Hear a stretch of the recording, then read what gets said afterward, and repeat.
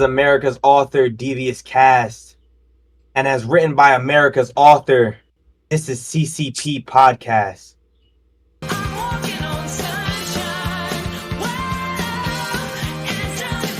What is happening, friends of CCP Podcasting? Welcome to Beyond the Bell Live on a Tuesday evening here in Florida, an early morning across the pond in the Netherlands. I am Chris Page, and that is the Gimmicky Goth, and this should be a fantastic show tonight. Mr. Goth, how are you, sir? Doing excellent. Really looking forward to the interview, the conversation that we are going to have in a few moments. And just thought I'd make it an early one today.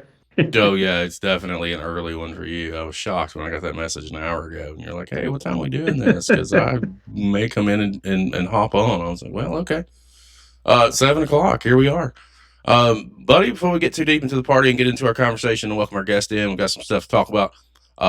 Fantastic stuff happening today as of September the 30th. Announced again for Genesis Chapter 1, CCP Podcasting. Our first live event is happening in Orlando, Florida. Castleberry, to be exact, right outside of Orlando. We've got Keikoa and Matthew Ennis in the main event. We've also got Alex Bryant taking on Slade Porter. I announced today, Goth, Monday Night Mo, Mr. Mo Malik and Destin Joanna are taking on TJ Brady and Damian La Amera here in fucking Orlando on the 22nd. We've got a loaded lineup of solid independent talent from all over Florida and some coming in from other locations. It should be a fun night. A lot of things happening. Shout out Harry's wife. I see you. Goth, what you think about that talent announcement and that match announcement today? Awesome. We both are big time fans of tag team wrestling, and with these two teams, you can't go wrong. So I'm looking forward to it, what they're going to do on the 22nd of November. It is, and tickets are on sale. You should check out our links in our bios. They're right there, especially at CCP_podcasting. Grab your tickets now because they're definitely cheaper online than they will be at the door. I strongly encourage you. You're going to want to be here. It's going to be a fantastic night. We've already got 3 chapters planned. So there are 3 shows that we're rolling for sure. Some other things are happening behind the scenes that y'all don't know about yet, but you will in short order. Also, Goth, before we get into the party, I start filming the documentary with our friends from the UK. They're flying over now, actually. I think they're in the air. Headed this way to film independent wrestling documentary. It's a passion project that I'm excited to be a part of.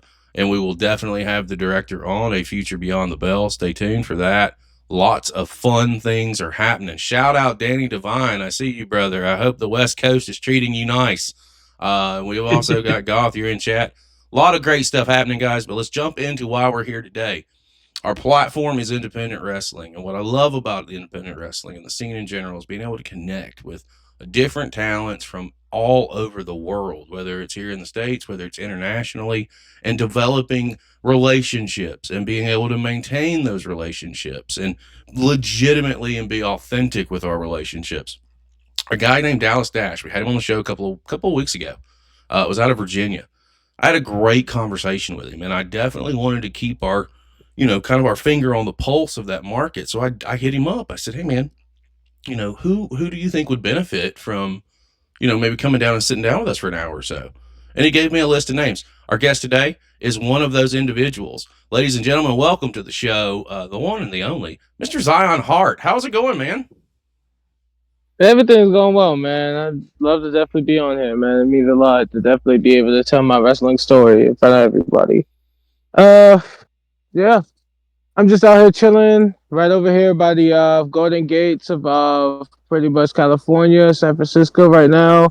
And so I just decided, why not join the call, tell the story about my life right here. Well, let's rock in a and new roll, realm, I would say. I'm here for it. I just told you before we came on the air, I was out in LA literally like 2 or 3 weeks ago. Fantastic time. Yeah. Actually caught a couple of really good shows. Danny Devine's in chat right now, Millennium Pro Wrestling. Manages and books a lot of that stuff there. Fantastic product. Ooh. And you're not too far away. You're a hop, skip, and a jump. So if you were there on Friday, I'd say you probably need to go to Chatsworth and check them out because it's a hell of a show. Yeah, definitely. Before we dive deep, I start these conversations kind of off at the top. Actually, I'm used to doing these solo. I'm rude. Goff, say hello to our guest, man. Hello, sir. I'm looking forward to Hello, how you seeing doing? you. I'm doing good. I was looking forward to do this conversation. I did mention it to Paige, but he's been a busy bee, so I forgive him for forgetting it. I'm But old. I'm looking forward to Yeah. talk to you. I'm old and I smoke a lot of pot. Uh, That's my excuse. We dive in with these conversations, Zion, and I like to start at the top, man. And for me, and maybe it's to me thing, it could be other people too. I like to know where you fall in love with professional wrestling and where does it intersect with you. So where's your first memories and what do you recall and who do you recall growing up watching? Who were some of the influences that you like to take a peek at?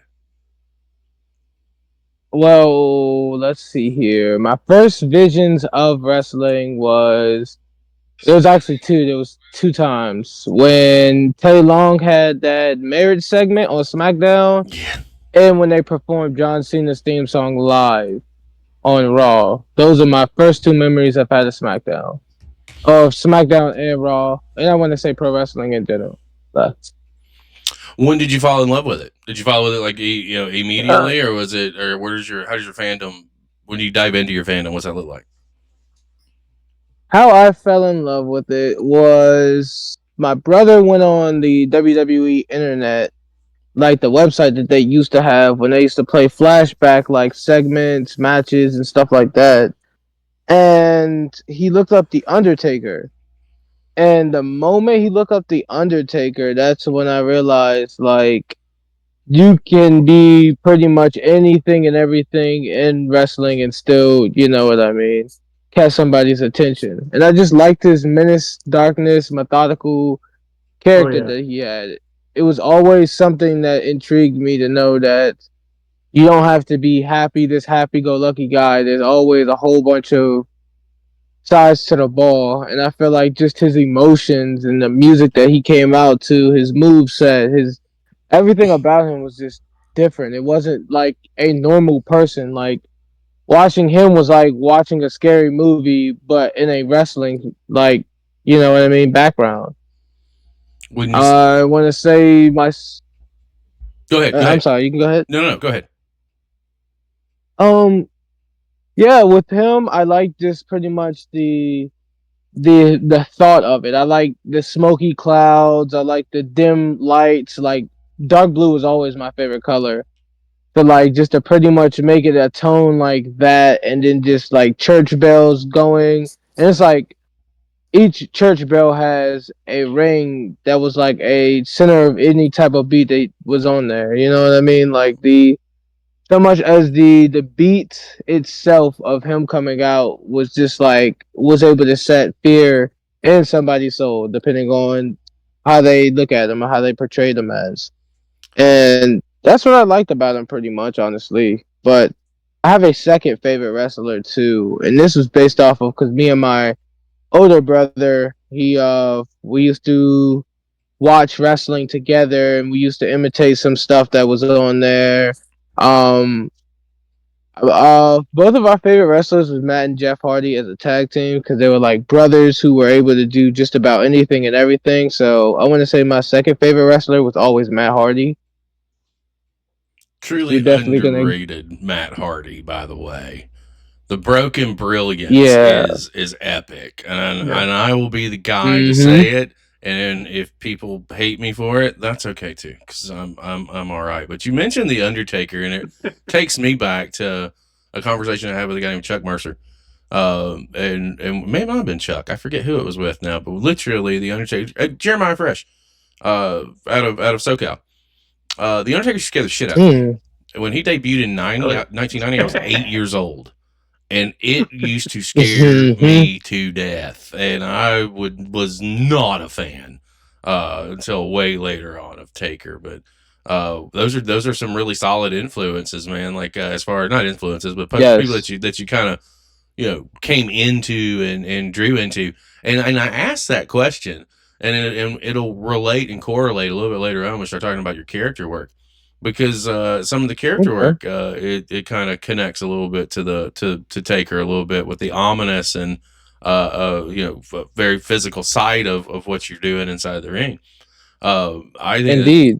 that's a solid little platform to start this thing off with. Goff, what are you thinking about some of Yeah. these cats, the Hardy Boys and Taker? Man, I know that you started grinning as soon as he said Taker. Oh yeah, I was right away a fan from the Undertaker from the moment that he's walked out to the ring at Survivor Series, and I was like, fuck yeah! And the year later that he faced Hogan, and you saw people dressed as Taker, dressed as Paul Bearer inside the ring, that just that just made me feel like yes, I want to do something like that. Hence my name, I guess. And yeah, the Matt Hardy and Jeff Hardy, those two just were basically a solid foundation for a lot of things that happened in WWE with TLC, all the other matches with Edge and Christian and Dudley's. Yeah, those three names are just synonymous with wrestling in my book. So great choices. Hmm. Yeah. And to even get back to that, even with when he first came out in Survivor Series of '91, it was more of like on the lines of just like how they had to pretty much set up how we're gonna make him the scariest person in the building. And at first they were thinking about putting him in that egg, and I'm very glad that they did not do that. The But they egg treated him, man. yes. I am just so glad that they treated it as more of like serious on the lines. I feel like characters like those, nobody really sees methodical characters in their primes like that nowadays. It's more of like people do it, but like they're never really giving like the emotional feelings of it. Like when I think about like characters like those, you have to learn how to walk, you have to learn how to talk, you have to learn how to do every single thing that represents this character because you want to represent it by being it, you know? Oh, In other absolutely. words, yep, and I definitely believe in the gimmick Well, and the character work. let me real quick go over to chat. Mr. Rain says he's Mr. Rain comes to us actually from up north, up around where Okay. Limitless Wrestling is at. Says, hey, welcome, Mr. Hart. Question for you, and this is actually kind of where we were headed next. Was kind of getting into training and what that looked like for you. What did your first month of training look like for you when you decided to really like to take this in and look into doing professional wrestling? He's got a couple of questions, so I'll start with that one. When you got into it, like Okay. what does the process look like, and what did your first month look like for you? What do you recall? Well, in high school, I met my best friend Azriel, which is the first name I'm going to definitely drop for you to ask any type of podcast questions because he has a story within himself. But we went to this high school called North Point High School. I did amateur wrestling, like coherent Mm-hmm. wrestling, since I was 7, and pretty much from there, I had a whole bunch of like grappling, wrestling backgrounds, and I did that for almost 7 years. And what kept it going was in the state of Maryland, you can only be, I think they said you have to be the age of 16 to even start training, Mm-hmm. but you can be 18 to have like your own wrestling match. So starting professional wrestling was something I've always wanted to get into. I've used to make projects about wanting to do it since middle school. So it's obviously been like a dream for me to like do what I saw on TV for so long. Uh, I got into it back in '05, but around like I want to say 2010, I kind of took a break from it, and this when I was going through like my Dragon Ball Z phase, my anime phase, and stuff like that. Yeah, fuck wrestling. We got So anime now. pretty much. So from 2010 all the way until I want to say the fall of 2012, I was missing an action, which was I was kind of regretting because like we lost so many people back in like you know what I mean 2011 2012. I mean we had the whole Shawn Michaels versus Undertaker storyline going on, you know, Triple H, Hell in the Cell, Brock Lesnar coming back. I just I always felt a regret of just like missing out on that. But like at least I was able to like get a little bit of the action of CM Punk and John Cena. I wasn't there for the whole Summer Punk era, but I want to honestly say like when I came back to watching it, I was seeing people like Alberto Del Rio, Ricardo Rodriguez, Dolph Ziggler, Kane with a mask again, Triple H from time to time, John Cena. It was just like it. I felt the vibe come back. Not only that, but like just owning my own MP3 player at the time, because like let's be real, back in 2010, like MP3 players were still a thing before phones took over. I want to say like what, early 2013, 2014 ish, but I'm old as shit, man. around my I've had area, a cell phone. The yeah, first cell phone I can remember was in a bag, bro. I'm not kidding you. yeah, I'm that guy. yeah. Man. I didn't rock it. My mama did, but I was there. I saw it. I had a Yeah, cassette deck. Talking about age. yeah. I mean, I'm not gonna lie, I don't really blame you. I didn't have my first phone really until I was in like seventh grade. Like, I was just so young at the time, and I always just put my energy on the computer and never really cared about like a handheld device. So, like, Yeah. because computers was always like the biggest thing when I was like growing up, because it's like the early 2000s. But yeah, I was seeing all of those people in there, and then my brother brought home a game of SmackDown versus Raw 2011, so I got to get caught up on a little bit of certain things. You know what I mean? When I saw Jack Swagger come back, I was like, oh yeah, I remember him. He's on the game. So it was like picking up certain points of the wrestlers, so I didn't feel like lost with it. Mm. So for the longest, just listening to people's like theme songs and all that, I've always wanted to go to a wrestling show at the time, but we just never really had. I never really had access to really like being a part of wrestling. I always just had amateur wrestling. I never had like the in ring, wrestlers and all that. But MCW used to come to my hometown all the time back in the day, and I caught one of their shows, and Matt Hardy was there. This was at the Unique Sports Academy. Ironically enough, we'll get more into the Unique Sports Academy into the story, but that's where I met Matt Hardy. He was defending the MCW Heavyweight Championship, and I got to take pictures with him. So actually, Full like, circle moment right we there. took Indeed, we took two pictures, two I want to say promo pictures, but kind of not promo pictures because I didn't even know what a promo picture was. But he put me in a headlock, and like I made like the most sellable, sellish face that any pro wrestler can make in the first 5 seconds of them wrestling a wrestler. And the moment he saw the picture, he looked at me and was like, "That's a good picture, man." He was like, "You actually know how to do it right." And I was like, "Well, I mean, I don't know what I did right, but I just been watching you for a minute." And he was like, "That's good." He was like, "Keep it going, man." And ever since then, I just had motivation for it. So I met my friend in high school. Back to that part. Um, we were really thinking about becoming pro wrestlers. I want to say from the middle of my senior year, and he was doing a lot of research on it. He was like, "Yeah, is this the way how you can go to WWE? You got to be on the indie scenes, you know what I mean?" And we was playing like the my career mode and like 2K19. So it was just small stuff like that lit a spark for me to definitely want to do pro wrestling.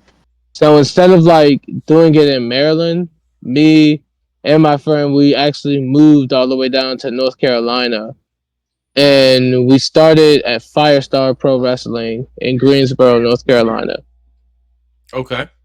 And I want to say my first month, I didn't really understand it, and that's because like it honestly felt like football to me. Because when I was in high school, I did 3 sports. I did football, wrestling, and track.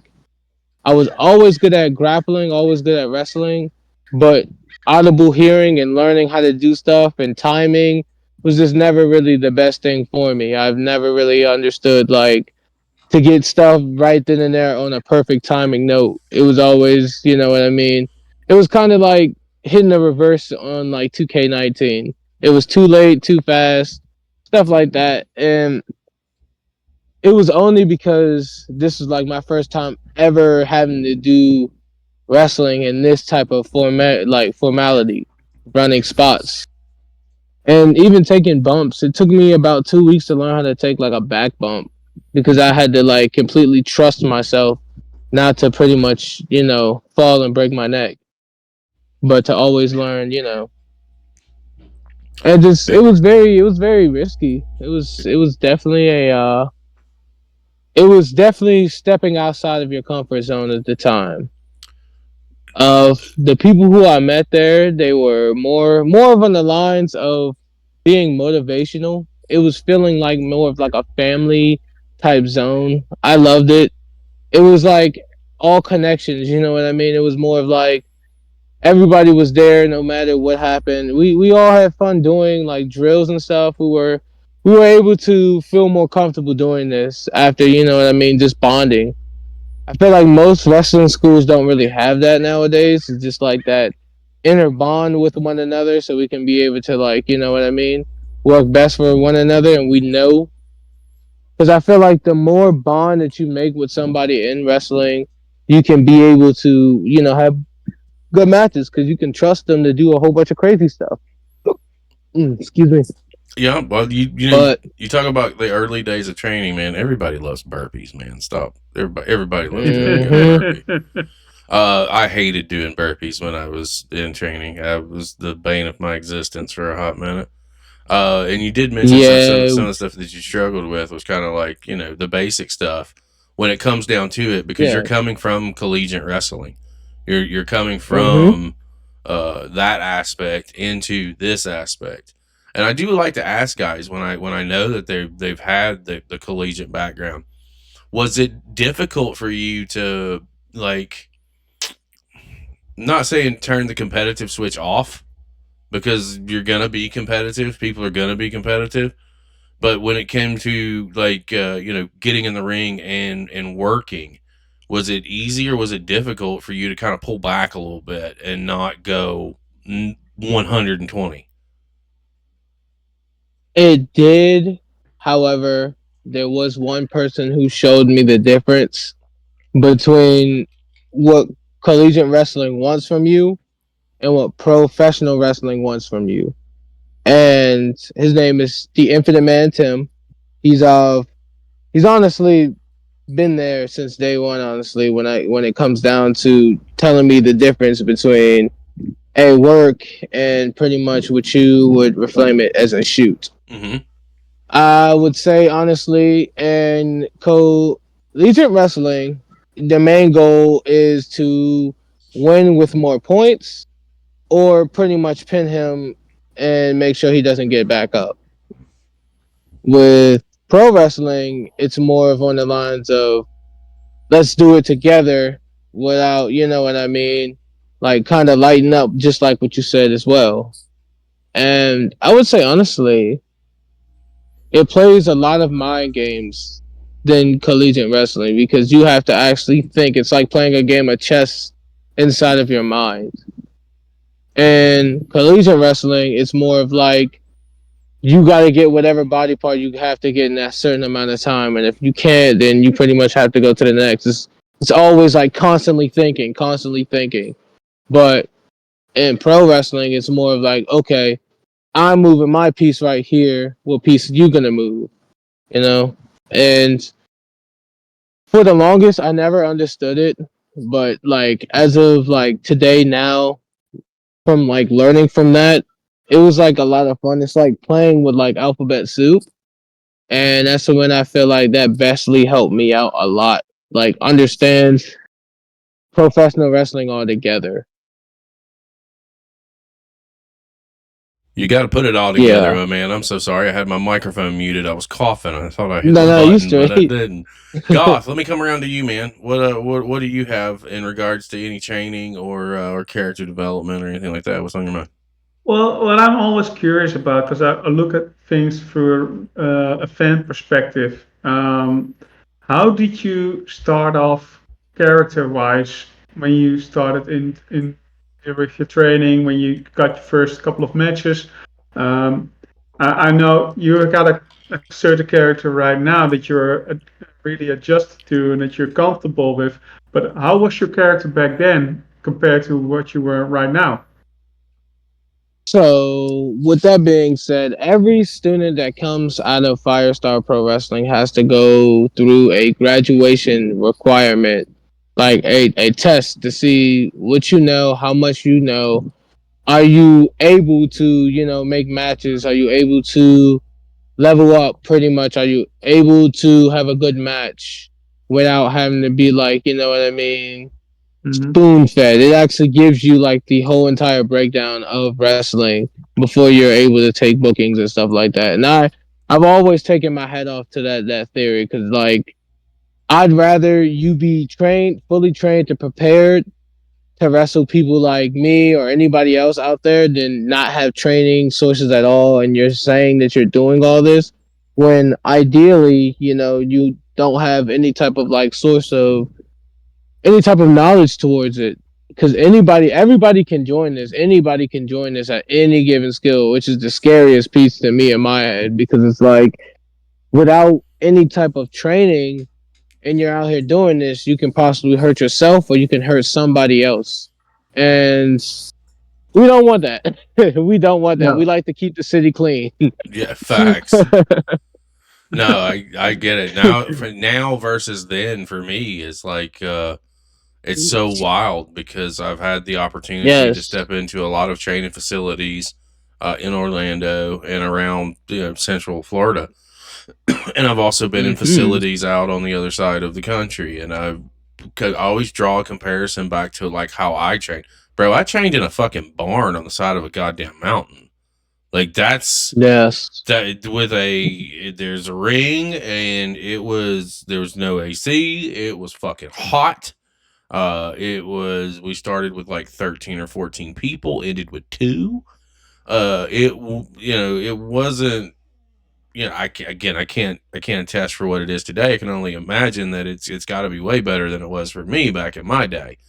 I want to talk about Right. the evolution of your character because if I'm not mistaken, when you came in, you were rocking like you were pulling the kind of collegiate look with the singlet, etc. And you have evolved.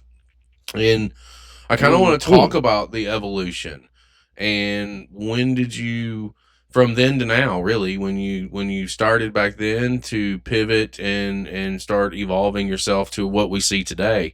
What was that process like for you, and was it just a matter of getting comfortable with what you were doing, or like I tell people all the time, like you have to evolve. If you don't evolve, you're gonna get lost in the sauce. What was the premise for you? So I realized that every wrestler has a niche. Every wrestler has some type of go to, something that, gets their attention.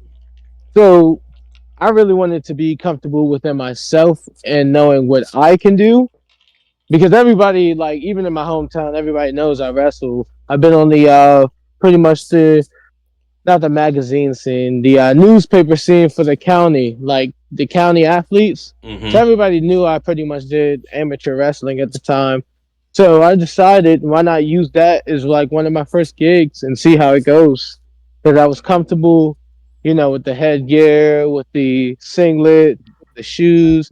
I was kind of, I was already comfortable with it. So I feel like just being comfortable with yourself can definitely go like a long way. However, uh, I kind of wanted to start like a rookie, pretty much ankle biter, like one of those paper boys, like that kid who was like Mr. Incredible's biggest fan in The Incredibles before he turned into a villain. Mm-hmm. That's what I feel like, honestly, I was at the time. So I after month 11 of my training, I moved from Greensboro, North Carolina, back to Maryland, and that's when I started like making connections to any person in the Maryland zone. So when that became a thing, that's when I realized they teach a lot of different stuff in different states. I want to say in North Carolina, they taught me a lot of stuff move wise, move based. But in Maryland, they taught me more theatrics, more coming together using creative art, critical thinking. It was literally painting. It was more of like they were the artwork to the illustration.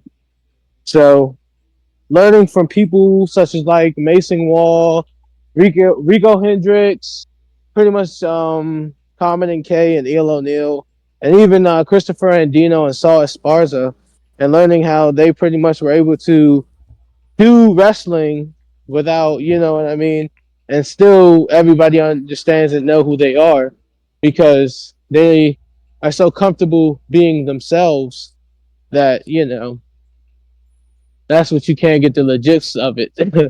But Mm. during that process, I want to say Rico took me under his wing, and we had to we had to be a tag at a promotion, a show in Delaware called 1CW, and they wanted me and him to be a tag, but they didn't want the amateur wrestler. They wanted something different because they saw a promo with me and Rico in it, and they were like, if you get a suit and come out there like Rico's bodyguard, then that can definitely be golden. So I got a suit. You know, I bought a suit for me. Went to the show all dressed up, and the moment we came out there, we were like these sinister heels, like these Christian. Like we were Christian, but we were like heels at it. Like we was throwing holy water at the crowd of people. Our manager pretty much was calling people self-righteous heathens. We had them come out there with testimonies, like cut off the, you know, the ring announcer, just a lot of things that a lot of people did not like. Then we wound up being in a stable where we beat up this wrestler named Miles Millennium for his first time winning the heavyweight championship in his hometown. And the moment he won the belt, we came out there and we beat the snot out of him. And after we beat the snot out of him, everybody like literally booing us, roaring us, throwing water back at us. It was crazy. It was just, but we got our point across. Nobody liked us. We was pretty much put on the lines of we're the most hated people in this area. Um, so pretty much rocking the suit gimmick and pretty much doing the amateur wrestling singlet gimmick. I knew eventually these are like stepping stones for me to actually learn a thing or two about. Which on a real shoot, my middle name is Christian, and I am a Christian. I'm a missionary Christian, so I actually like do a lot of traveling with different churches and stuff like that back in the day when I was still in high school, such as like going to Mexico and going to like Pikesville, Kentucky to unload a lot of clothes for the homeless and the needy back in the time. So I was able to convert not only my just my religion, but how I feel doing my religious beliefs and also connecting with my high school wrestling as if like nothing changed from when I was in high school. So that's why I'm able to click with characters that I have because they're all types of life impacts that impact me a lot growing up. Um, Well, I want something. to say also, Nope. Go ahead. I also wanted to say like when it came down to like the negativity gimmick, the one with the bird, it's more of like everybody has a fault. Everybody has a eerie emotion. Everybody has a depression. There's nobody who's perfect who doesn't, you know what I mean, live off of a negative thought. So I use that to pretty much create the gimmick that's coming up now, the Prince of Negativity. And I've always been wanting to be portrayed as the villain because I had a whole bunch of life impact stuff happen to me back then that we will pretty much discuss. But I'm gonna go ahead and answer some questions before we get to that phase of the story. Uh, Well, Goth. Oh no, Nope. Go yeah, ahead. I'm just yeah, I'm also Christian, so I can relate to that shit, the aspect of what you are trying to relay, and it's also I think it's using that Christianity, what you talked about from past gimmick, where you said heathens and stuff like that. It's amazing how you can turn something from a positive into a character that's negative that gets people on the skin. Um, and I've seen some matches from you with your current character, and I've always been curious how you came up with that. So basically you took your Christianity and you ran with it, if that's what I'm taking from it.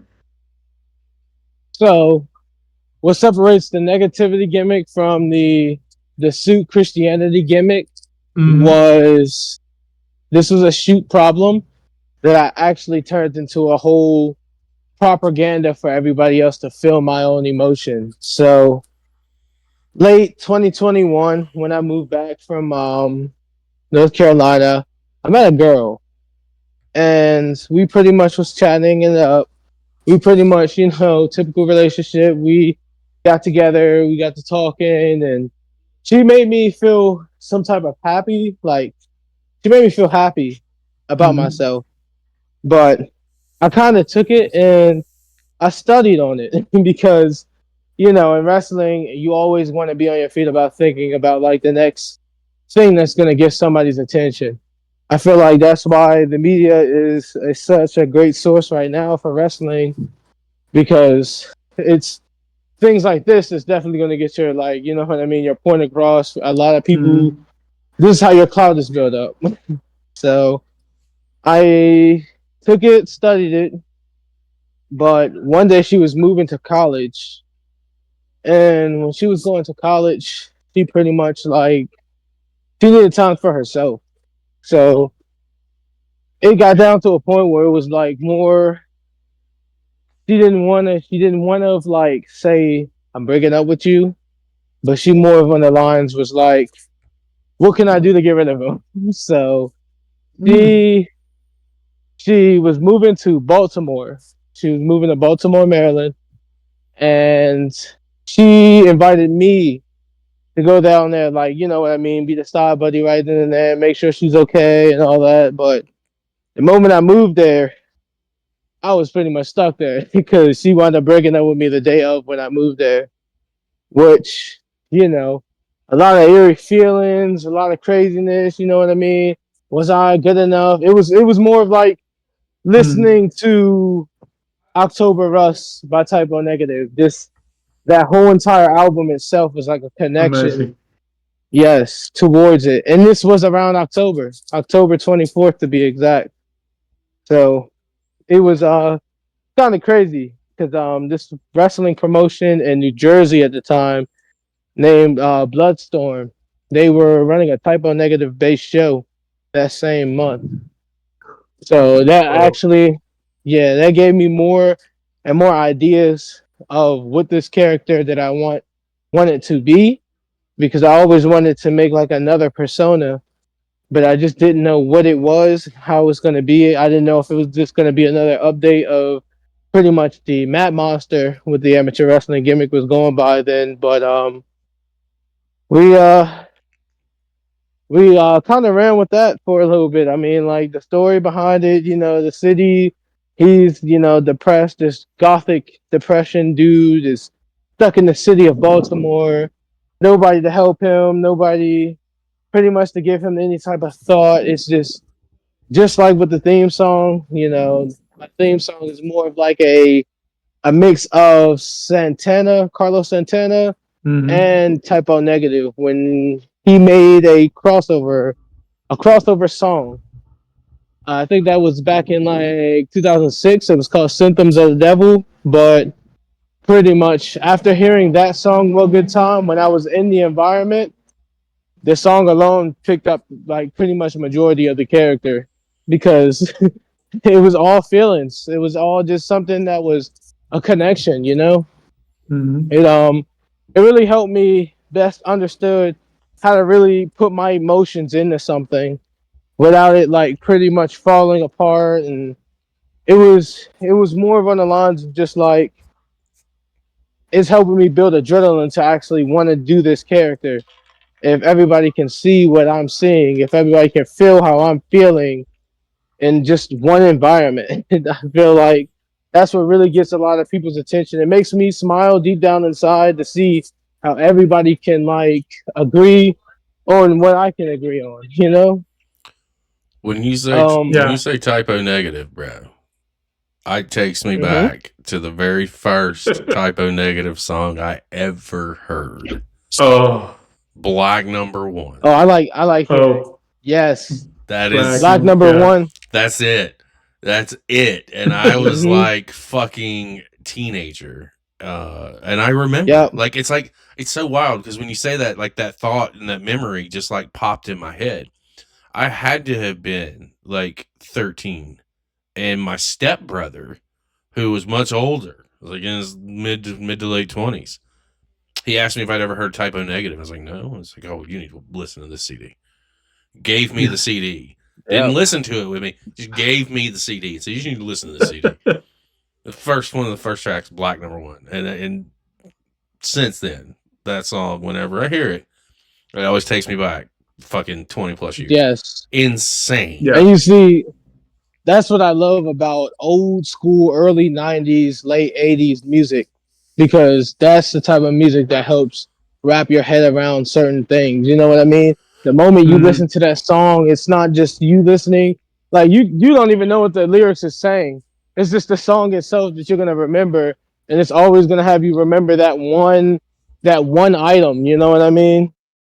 And that's what I like about it the most because it's like when I dress up as this character, like Prince of Negativity, it's like a vibe. It's like we're not gonna listen to the suit gimmick when he comes out and he dances and all that, all happy and all. But when he comes out, it's more of like, okay, this is serious. My kids are scared. I'm sitting like, you know what I mean? I'm perplexed at it. I gotta clap for it. So I even have at different shows, adults like literally mother and father clapping while they see me like walk out of there, and I have kids covering their eyes because they're scared of me. Well, you It's get the Undertaker vibe, man. Yeah. Run the other fucking direction. That's what I that know. is. Yes, but like honestly, I want to say the people that actually helped me out the most out of this whole entire like learning the person negativity was honestly my first opponent with the negativity, and his name was Urban Legend. This guy, we were put in a match back in like I want to say early December of 2022, and we had two matches afterwards. One was back in my hometown in March, and the other one was pretty much in a cage. But what he taught me what to do is he taught me how to wrestle on the fly. Like he taught me how to wrestle literally for 30 minutes in front of everybody on the fly without, taking no breaks or any of that. So communication was definitely a good thing that he learned on my end because like he showed me the difference between, you know what I mean, when to do something and when not to do it. Well, you mentioned something right there And that then that I want to touch on real quick, if I could. And it's mhm, the learning on the fly and working on the fly. That was something yes, that's what we did. We didn't yes, really plan out a whole lot. It wasn't anything that we would go over. We would go and we would listen to the mhm, audience, whether there was 15 people there or if there was, 900 to 2,000 plus, depending on where yes, we were at. We were listening to the crowd. And if what we were doing yes, wasn't working, well, we all had natural pivots that we could try to pivot to something else. And then when we did get something, we would then enhance that and we would work off of that to get the investment of the crowd. Like it's, yes, I never could be one of those guys that could like script out an entire match that we're going to do this to this, which will get us to yeah, this. Then we're going to do this. And then I'm going to springboard over here and do this. And no, that's never been my style. It's never really been my taste neither, because it's like it takes away a lot of fun from it. Because now you're just sitting there anticipating, and you gotta wait for this to happen, and you gotta hopefully hope that this is the right thing. And if it's not the right thing, then the whole entire spot's blown, and then expectations are really a high process thing. So it doesn't help at all because it honestly makes me more squeamish about it because it's like I'm working under pressure. That's such a great song. Sorry, we're talking about music. No, you're good. No, you're good. Goff, we come over to you, man. Ask away. I'm just enjoying everything that's being said, music-wise, character-wise.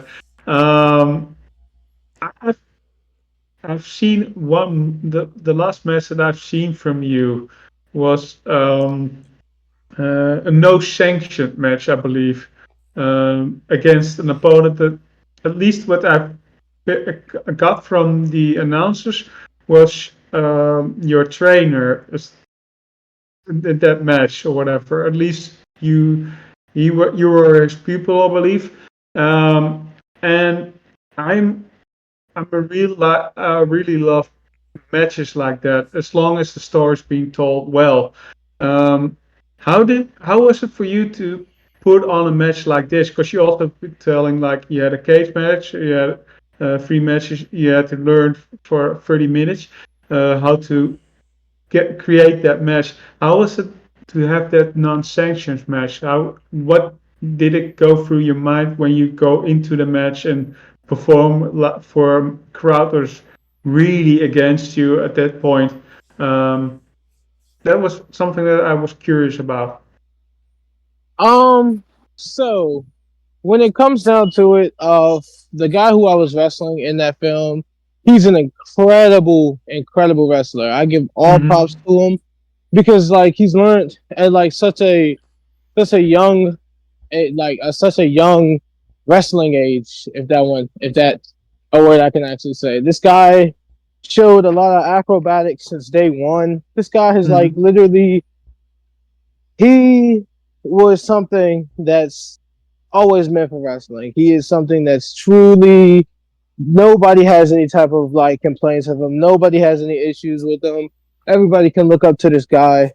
I gotta give it off to St. Julius, honestly, because like this guy has this guy has definitely had my back since day one, especially outside of wrestling. He's taught me a lot. And inside of wrestling, I was able to be able to tell a good story with him because he also does like a Christian gimmick that gets very Mm-hmm. over in the North Carolina scene. Um, what separates him from everybody else is like he can do the moves, but when it comes down to having a character, he's on the T of that right then and there. It's like we were always solar opposites of one another because he takes me back to when I was at before all the negative stuff happened to me. I was at once like him. You know what I mean? Christian, Mm-hmm. very in shape, very athletic, able to do what I need to do out here. And he was like a vision of that.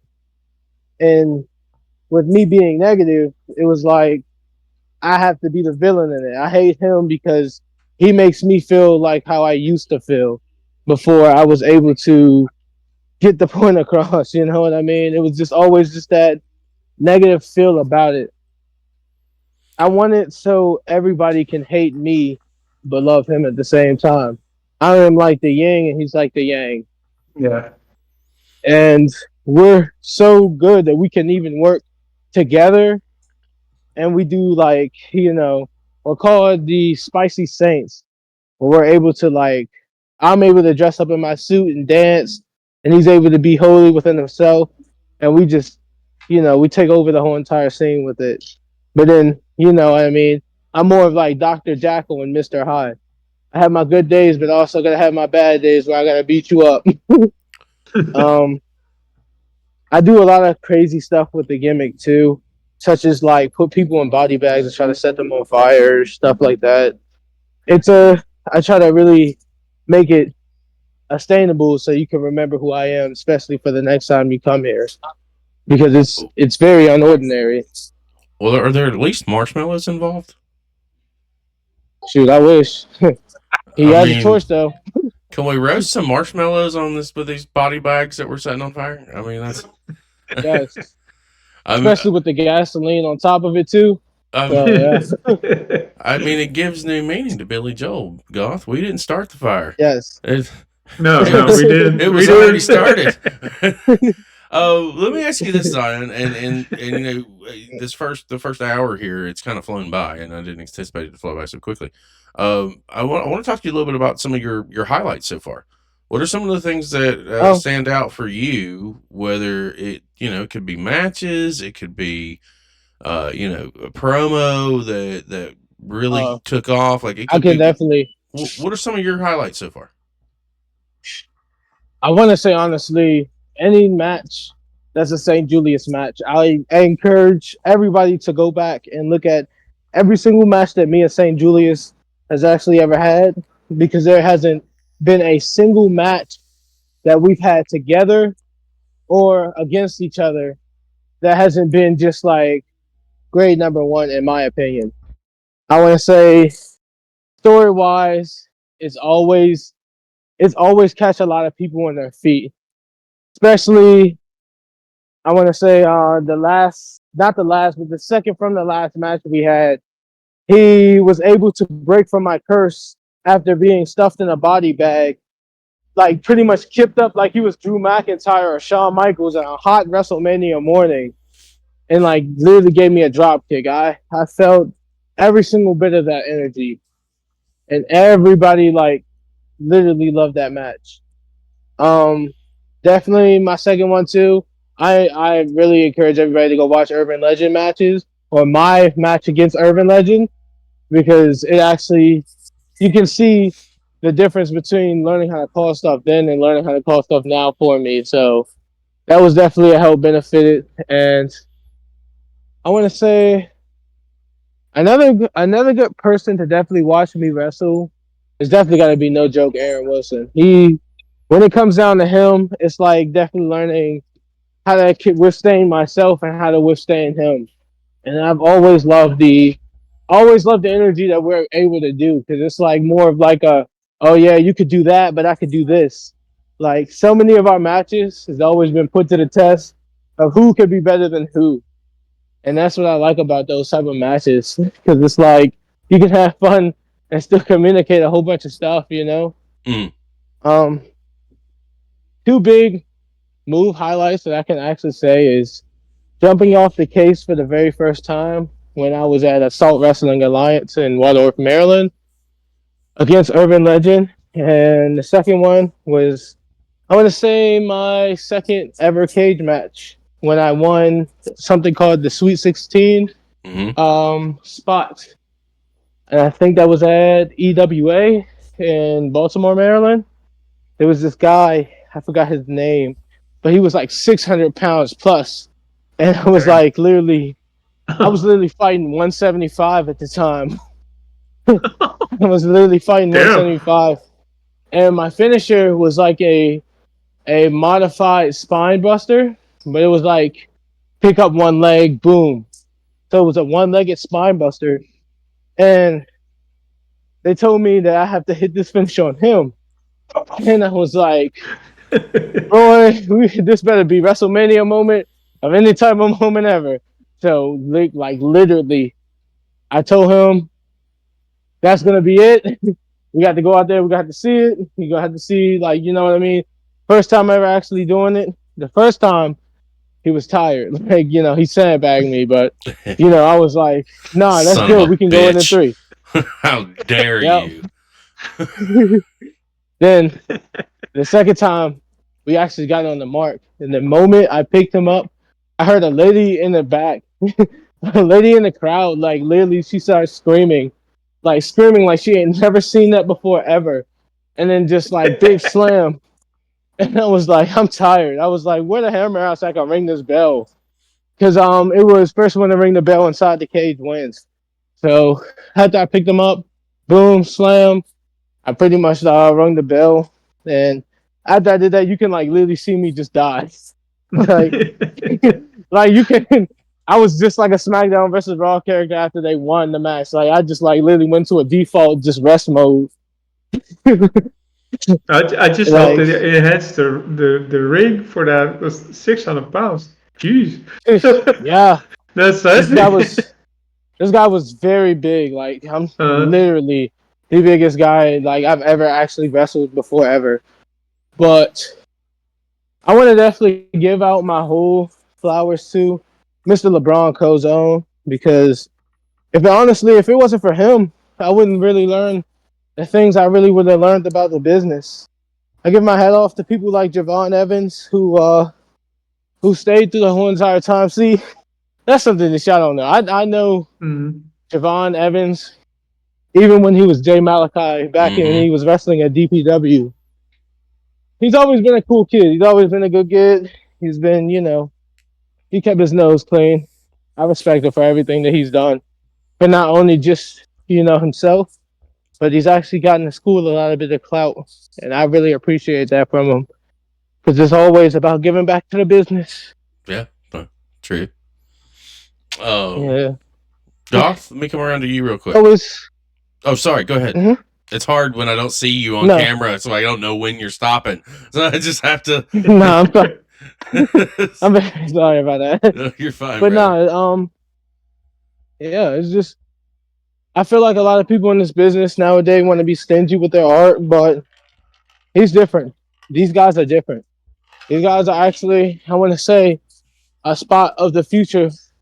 And so many people that they definitely producing out of there now feel like they have a perfect lineup that will definitely could be able to go somewhere in their life.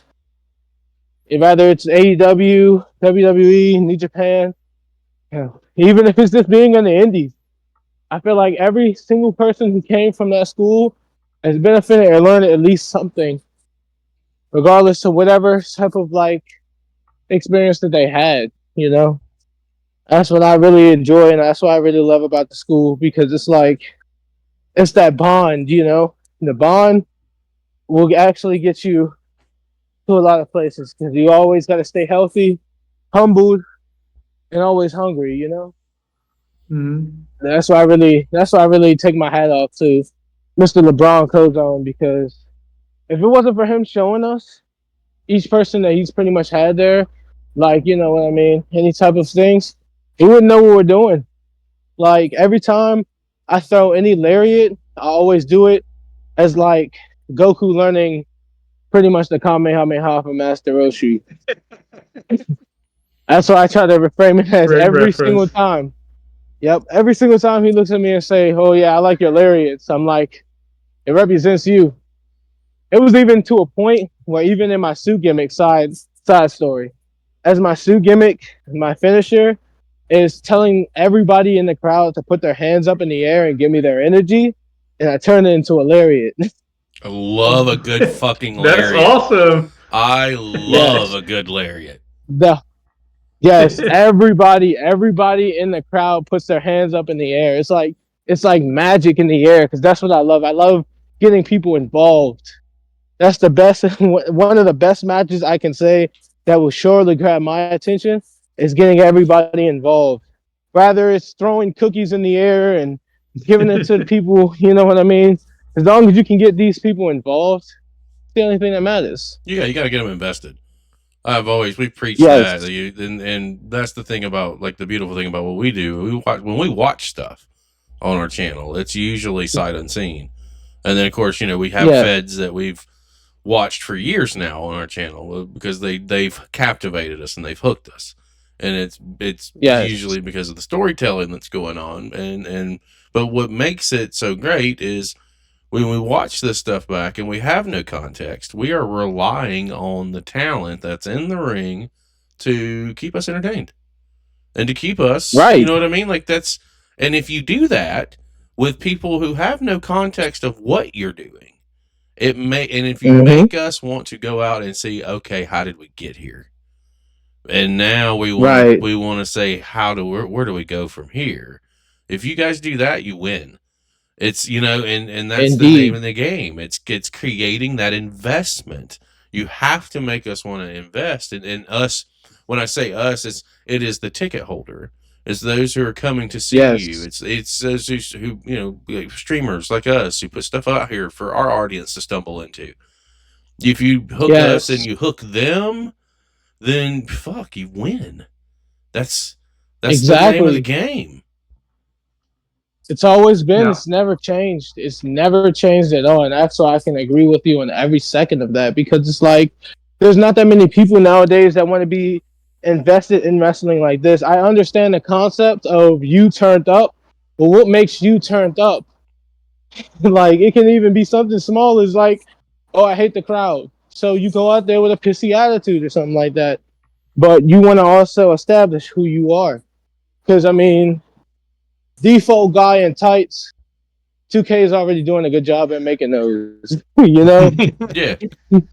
Well, see, like like I'm sorry, Goth, real quick for my ADHD Yeah, kicks no in, and then I'll problem. come around to you. Mhm. So, like with with me, and I resonate with what you're saying because I always preach that people can see through fake, and that even comes down yeah, with characters that you play. Like you can overdo it, or you can underdo it.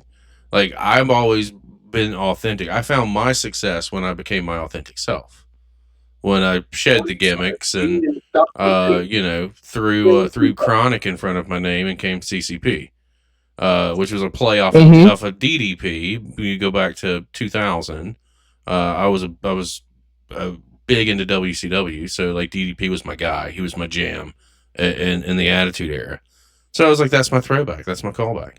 Once I became Chronic Chris Page and I was a token pothead and just didn't give a fuck about what anybody thought. Like that arrogant prick that people wanted to see get punched in the face. Then I found success. And I was like, ha ha ha. Here it is the whole time. I just need to be a sarcastic dick, make people hate me, and then they're going to want to see the baby face fucking crush me. And then we can make that happen. right, Like it was finding the authenticity within my own character that was when I yes, finally found the slightest bit of real success. right, correct.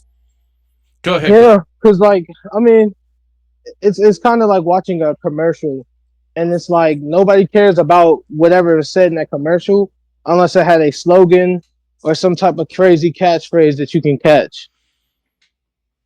It's Mhm. like that's what I love about this business is because you can actually put that and go far with that instead of having to like kill yourself with a whole bunch of crazy ass moves. Yeah.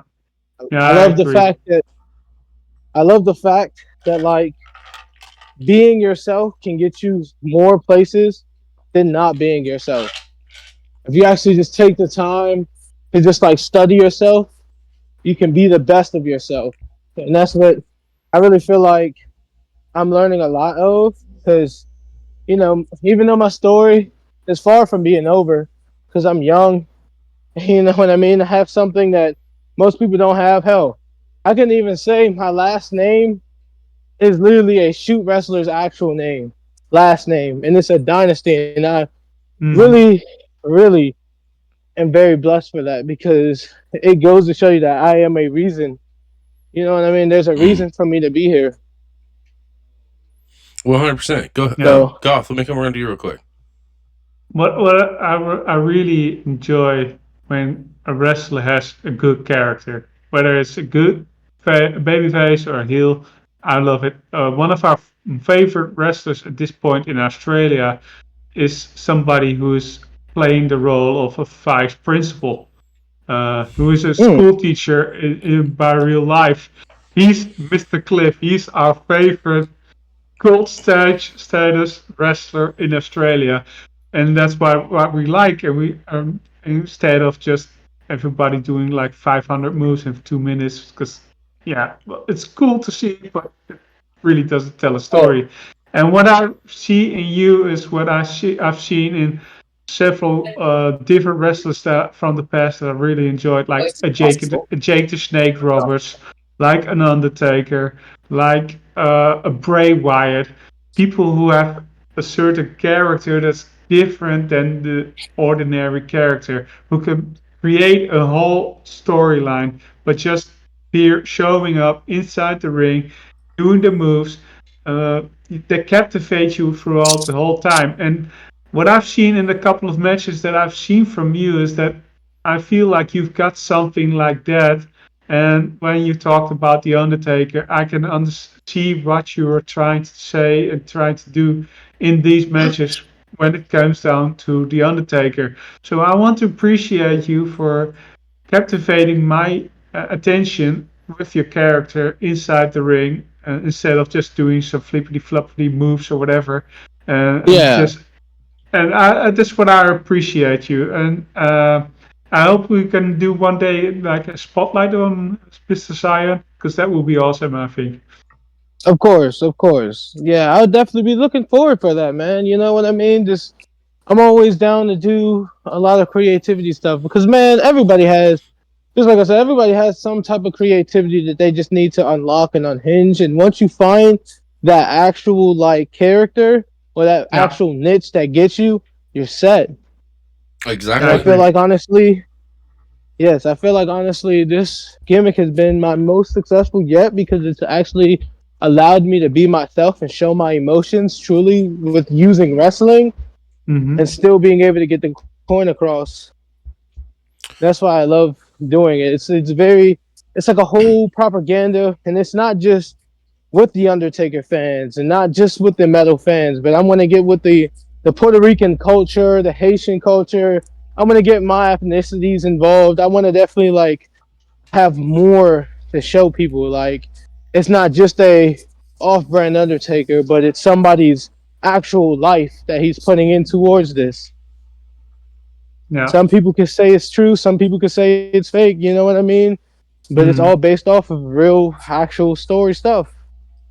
It's raw emotion Yeah. is what it is, and that's where Mm-hmm. you find the most success. Again, you tap into and you're authentic in a form of fashion, Indeed. and it's also a way of being vulnerable too, right? Like this is it's Yes. just a form of creative freedom, and with that comes the character, and that is your outlet to vent and do whatever you need to do and do it in a productive and safe way. And Right. I can appreciate that. I really can. And as we start kind of winding things down, I always have when we have these conversations, I kind of have them the first go around kind of intentionally. I really like to scratch the surface, and I like to sit down and learn, and in the hopes that you enjoy the conversation and you want to come back and talk to us down the line too, and circle back around so we can Oh yeah, catch back up definitely. and keep our relationship moving forward. Because I tell everybody that comes on our show, we're not here for short term games. We're here for long Yeah. term. We're not. We're I'm excited for the sequel because I definitely will for surely come back because I definitely like just having these sit down and talks because sometimes in wrestling most people don't really do that. Most people don't really care about what's going on in the next wrestler's life. And I mean, when I was given the opportunity to be able to speak on your show, I wasn't gonna hold back. No, and see, like it So gives a Please deeper. don't. It kind of gives us a deeper perspective of who you are. But like I said, we're just scratching the surface. Like really, like it's right. just, there's a lot that I want to really dive into and dive in deeper on, because we didn't get to a whole lot of other wrestling stuff, because I was kind of captivated on your Yeah. story on what got you here and where these Yeah. characters come from, like that drew me in there for a hot minute. I was just kind of like, oh yeah, okay, we've never had a show like this before, but here we are, and I'm digging it because it does give me that extra little layer of who you are to a degree, and it's really cool for you to open up to people like that. Like this is our first conversation, brother. We talked 10 minutes before we came Right. on the air, and so for you to be that vulnerable and that open with us and our audience, I want to appreciate you and commend you for that, because that takes a lot of guts. Of course.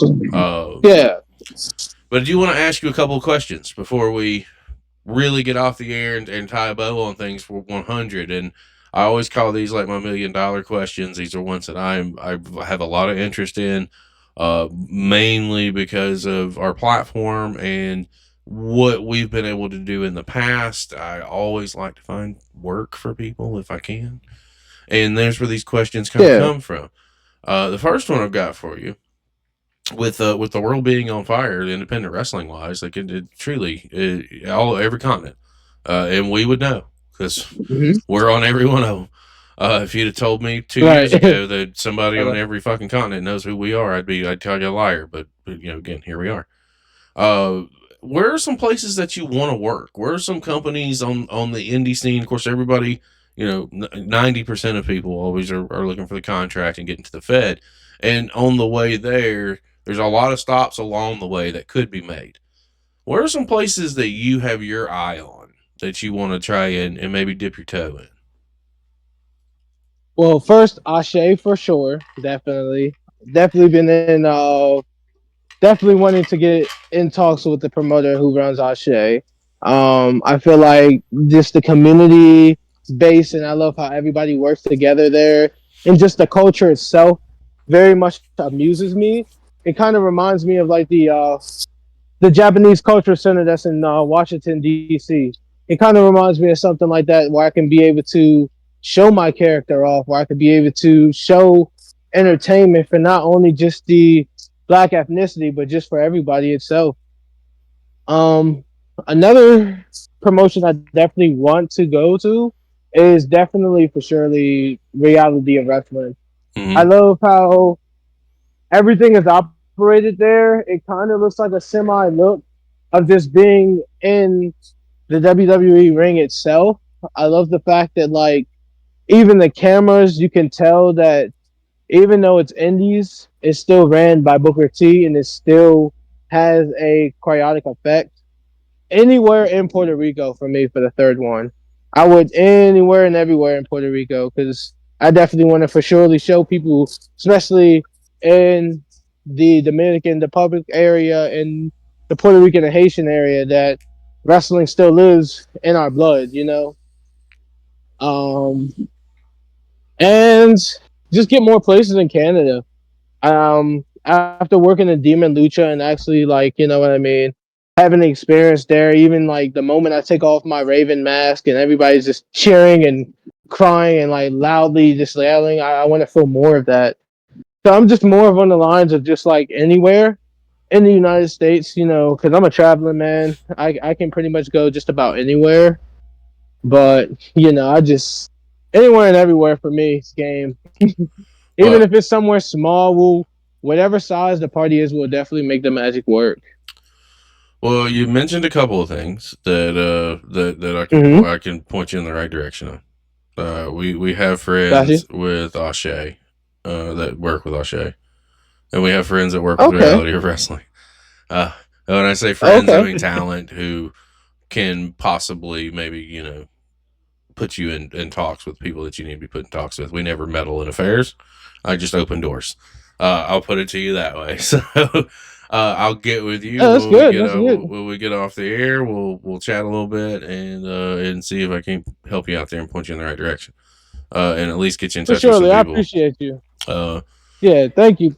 it's the name of the game, dude. This is first of all. I always, again, you say thank you. I'm going to first say I appreciate you saying that, but I'm going to tell you like I tell everybody else.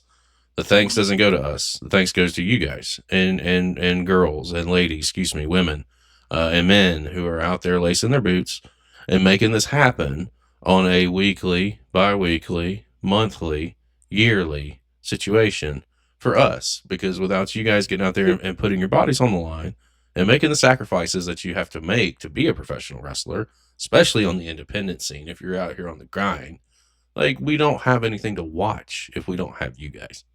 So we appreciate the thanks, but we acknowledge the fact that we don't have a platform without you guys, and we don't have a platform without the companies who film you guys and put it out there. We don't have anything. We have nothing that we can promote, For sure. and that fucking would be Yeah. terrible. So yes, appreciate the thanks, but it's a full circle thing because without all of you, we have nothing. The great Gene Simmons said that, and I stand by that. And it's just one of those things. Uh, I do appreciate you acknowledging that, though. But at the end of the day, we don't have this without y'all.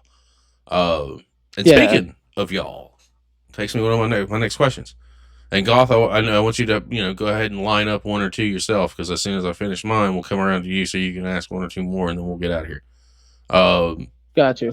When we talked about some places that you want to work.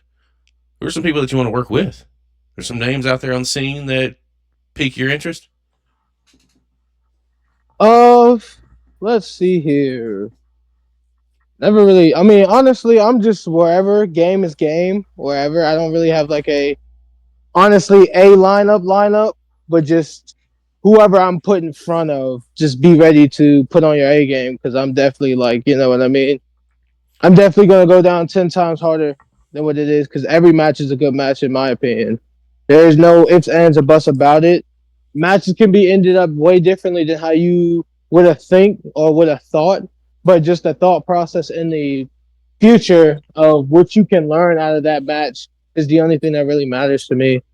Honestly, I don't have a lineup right now, but it's just whoever's put in front of my way. I definitely love to go toe to toe with them. My man says, I don't have dream matches. I am the dream match. That's what my man's saying I right love there. that mentality. That's what he's saying. Pretty much. All right, I got you on that. So I'm gonna move right into this next piece, this next question. And this one is probably the most important question that I ask anybody on the show, and I will give you my reasons for asking it once you give me your answer. And that doesn't sound fair, but it is. I promise you'll get it. You'll understand. Who should we be watching? Who are some people that you honestly? Yep, go ahead. Who should we be watching? The people that I usually watch is somewhat of Bret the Hitman Hart. Oh. Especially when he was having his feud with Stone Cold Steve Austin. That was the best work of art that I've seen of him. And I want to say Mr. Perfect, because he definitely does a lot of coherent stuff. Thank you, sir. Nobody can do a fisherman suplex as good as he was able to do it. Honestly. Ultimate Warrior, Sting back in his early stages, hell with it. All of Sting. Because everything that Sting has done, like from his first match all the way to his last match, it actually stood out. And I mean, you always knew something was coming when he had the baseball bat in his hand. Undertaker for surely. Matt Hardy, not gonna knock him off, but I do watch him as well. And people from the Indies. Yeah. I'd definitely say watch some of St. Julius's matches. I'd say watch some of Manny Lowe's matches. I would definitely say the best one to catch my attention was the faction that they had back in DPW when, who was it? I think it was Bojack and Morgan Dash. I love that chemistry because it was like big man, smaller guy. Let's see what these two can make out of it, you know? Favorite, honestly, I'd also throw in LeBron Cozone with that too, because he likes to tell more of like a coherent story. And it's like, it's different. It's different, but it's creative. You know what I mean? It's like it's like knowing the keys to a piano when it comes down to like watching and learning from Cozone. So that's why I like working. I like seeing his art because his art actually like is just different, you know? I've been trying to get a Cozone follow on social media for like 6 months. I'm not kidding you. Yeah. I think he's tremendous. Yeah. I think he's underrated. I think that he's always been on my radar as and fun fact, like we are getting into live events and we're doing some things and some other things behind the scenes that nobody knows about yet that we're looking into.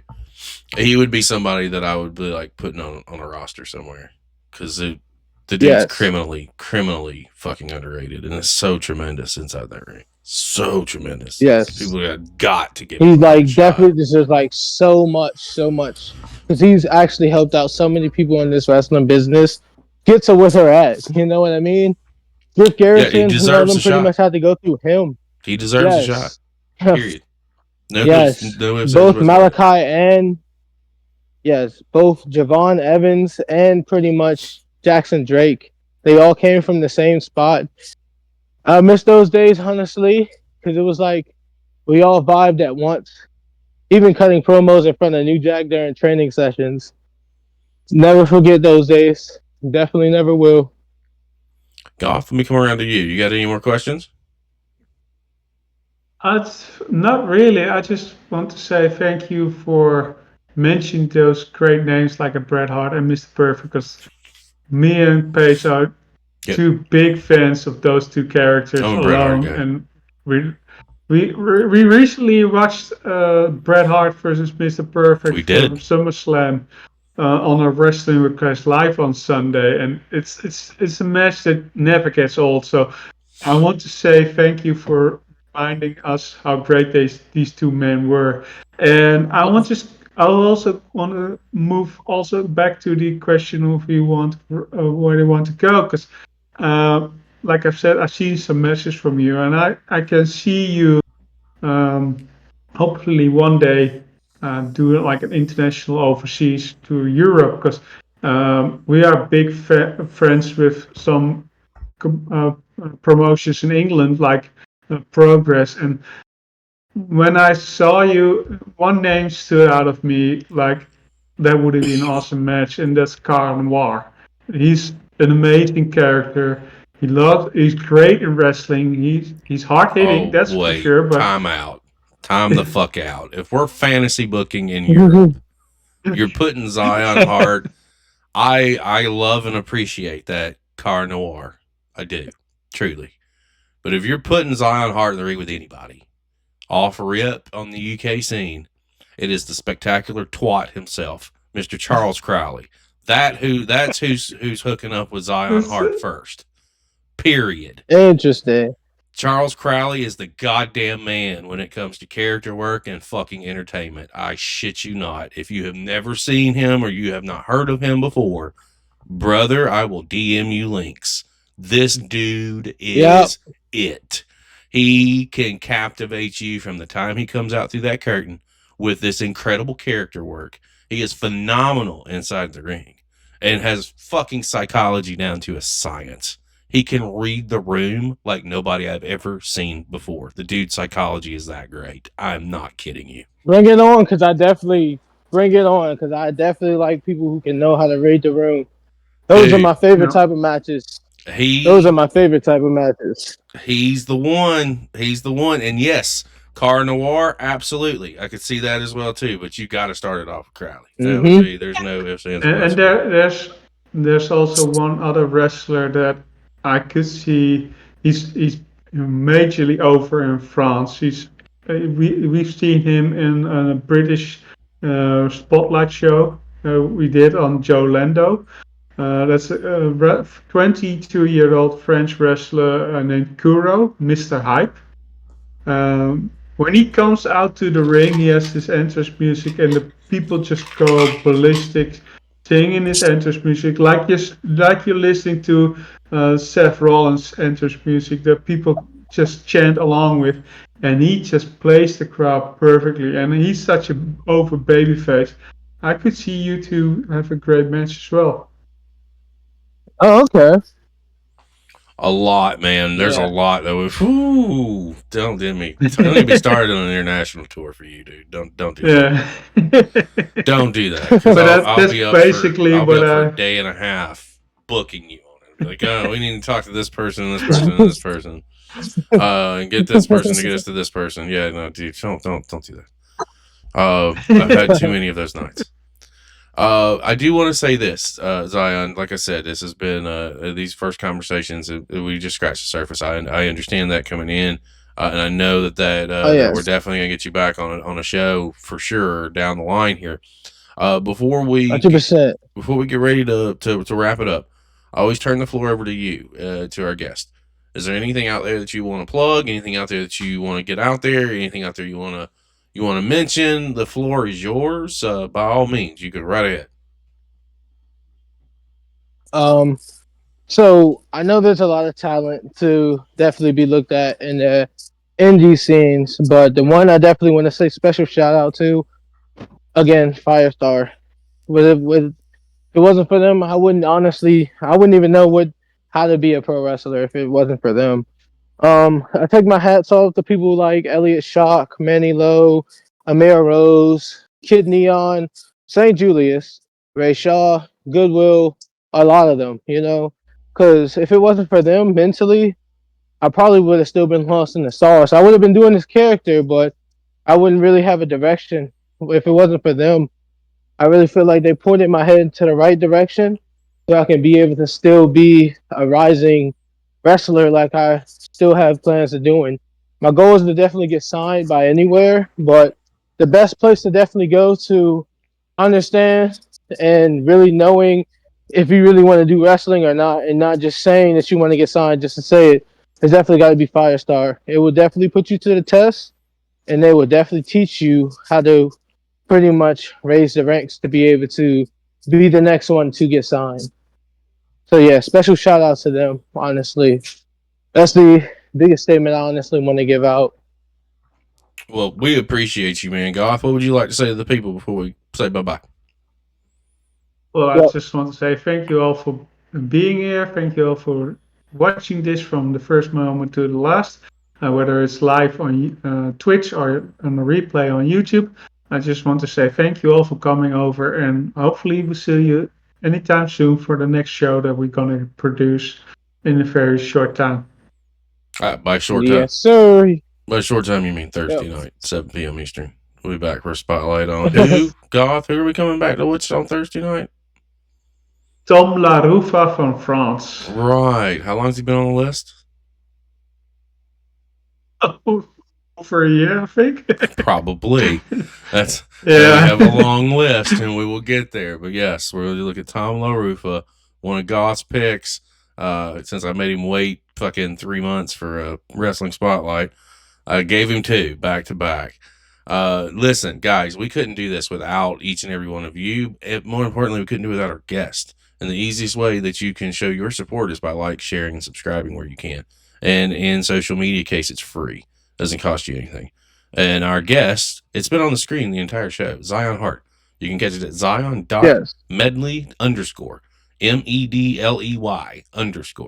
over on Instagram. Smash that like, hit that follow, and share his stuff, because you don't ever know who's watching, where, when, or how. Indeed.